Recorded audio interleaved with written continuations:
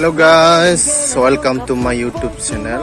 बयखौबो गिबियावनो आंनि YouTube चेनेलाव गिबियावनो बरायनानै लाग्रोनाय जाबाय. So 25th Bodoland Gallants Gold Cup football टुर्नामेन्टआ जोंहा गाबोननिफ्राय स्टार्ट जासिगोन माने जागायजेसिगोन आरोना गाबोन opening 13 September to 25th September लासै बे Bodoland Gallants Gold Cupआ जागोन. बिनिनो आं दिनै नोंथांमोननो प्रिपारेसन माबायदि डेक'रेसन खालामदों बेखौ नोंथांमोननो दिन्थिनो थाखाय बे फिल्डसिम फैदों. स' नोंथांमोना भिडिअखौ मोजां नांगोन आसा खालामो नोंथांमोना भिडिअखौ जोबजासिम नायगोन आरो लोगोसे नोंथांमोनखौ रिकुवेस्ट खालामनो सानदों आं जे नोंथांमोना बयबो जाहाथे बे गेलेन्स गल्ड काप फुटबल टुर्नामेन्टखौ नोंथांमोना नायनो फैयो. देग्लाय 25थि माने सिलभार जुबलि सेलेब्रेसन खालामगोन बेयावहाय. स' गोबां जोंहा बेयाव कालचार लोगोसे आरो बिथिं गोबां जोंहा सिंगारफोर बेवहाय नुजाथिफैगोन. स' आं दायो नै फिल्डआवहाय दङ. नै बिथिं खामानि सोलिगासिनो.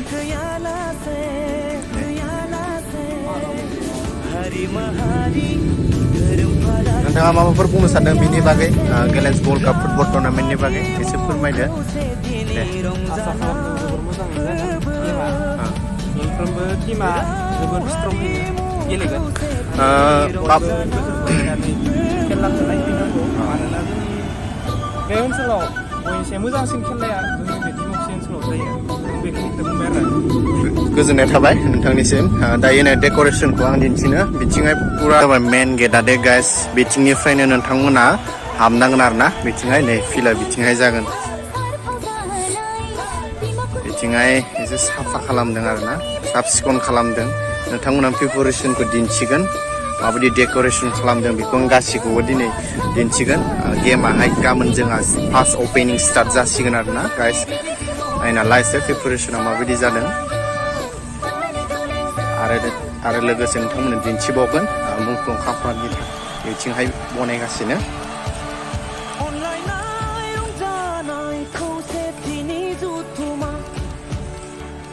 Bodoland Gallants Gold Cup Football Tournament Online ay rungjanay kausetini jutuma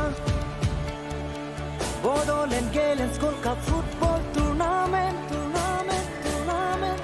Nejiba beseru pati majaya wagan khuba No narini on naya wad feeling naya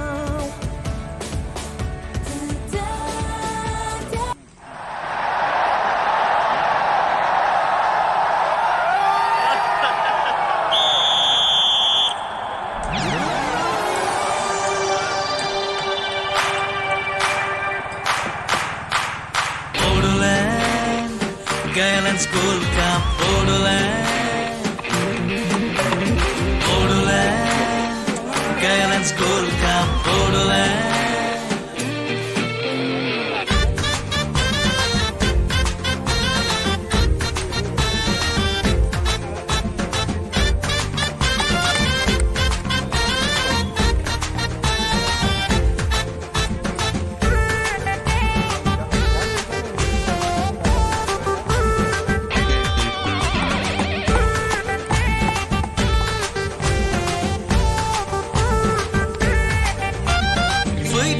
बयबो जों लैहोरै Bodoland Gallants Gold Cup सिम